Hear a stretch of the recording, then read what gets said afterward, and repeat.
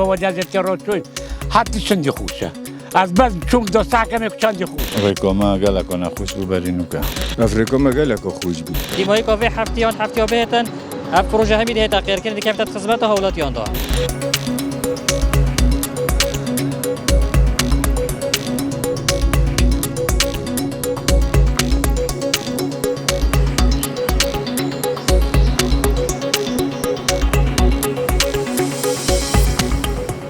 راسی هم گله دل خوشیم ریکوما گله کنه خوش ببرینو که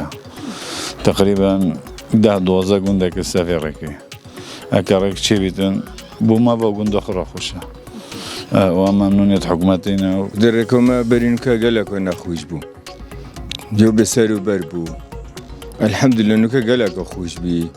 سپاسیا حکومت هرم کردستانت که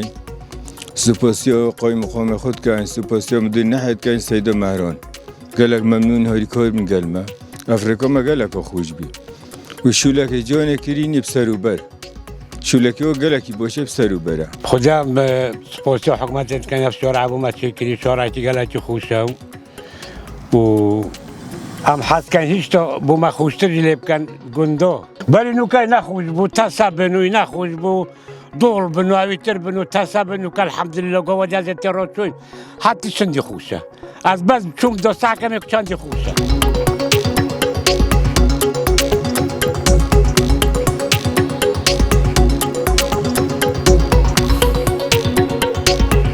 و بین ریکا خدس مره باید درجه یاره که 5 کیلومترش دست بکتش جسر خنس حتی گنده برگری و قناغایی که کوشم پروژه میلیارد که 359 میلیونش شلای کمپانی رژیم و تیت جبه جگرن و شلای رهبری سخبری ریکوبرا پارزگاه دو که تیت سرپرشتی کردن و که هین بینن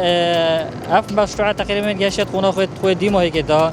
ما تقریبا یکی نه دست آورد با پروژه امریکا 13-11 يعني 2 حيواني في ضرب وصبين ومدة مشروع ما تقريبا 10 حيوان يعني مات